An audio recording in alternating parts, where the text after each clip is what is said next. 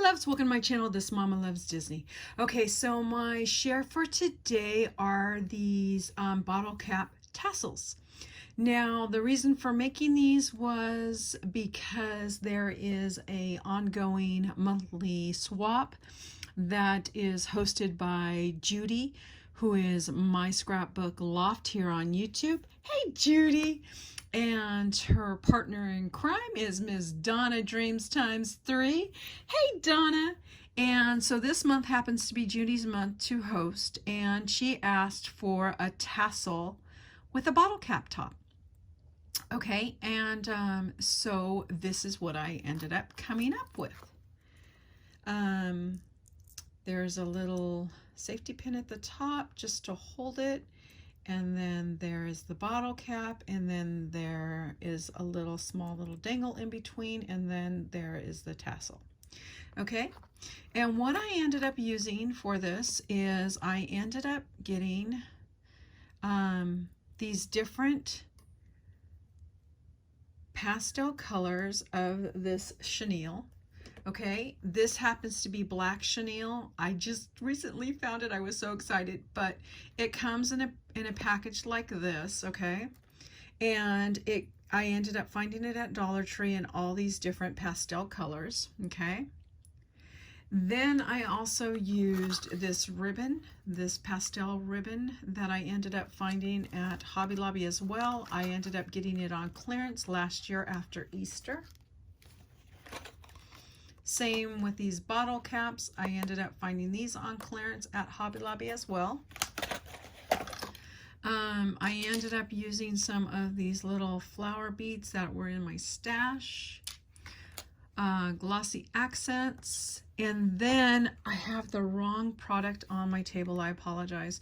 I used the glitter medium, which is Master's Touch, and I did not use the opal. I ended up using the laser. And then I ended up having some of these cute little clothespins, or excuse me, not clothespins, these cute little safety pins that are in pastel colors. So I ended up using those. And then I ended up using some of these clay pieces that Miss Susan Tootsie Tucker just happened to gift me. Hey Susan!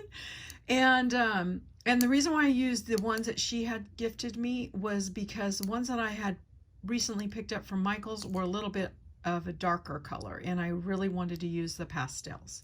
Okay, and then I actually used some beads that were from Hobby Lobby that I recently picked up during the clearance section too, during the clearance time too. And so here's the safety pin at the top. I just put a little tiny little bead on there, the flower bead, and I used it so that you can actually hold this. And I didn't know how somebody wanted to attach it, so I left it like that.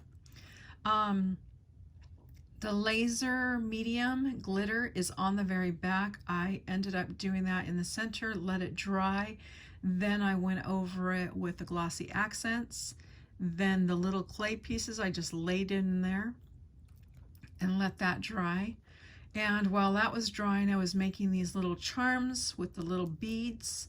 And then I have some little jewelry pieces that were in my stash, so I went ahead and used like an oval loop in here, and I looped it around, which you can see right here. It kind of looks like a little octopus here, and I tied that in the front, and then I went ahead and made my bows. And then this just had this little flat back pearl like a teardrop happened to be in my stash as well, and I believe that was from Hobby Lobby too. So yeah, so this is what I ended up creating for her swap. I did it in the 5 different colors. I went ahead and I couldn't decide on what color I wanted to do, so I figured I'd just do them in all different colors. So I did them in the green, this fuchsia color, the purple, this blue, and this yellow. And yeah, so that's what I did. And so what you do is you send in three items, and then you get back 3 items. And what she usually asks for is that you send in $3 just to help pay for the shipping. And then also as well, she she doesn't. She doesn't ask for anything else, but I ended up making one for Miss Donna and for Miss Judy as well, so they can they can pick which colors they want. But she says you do not have to do that, but I did it anyways.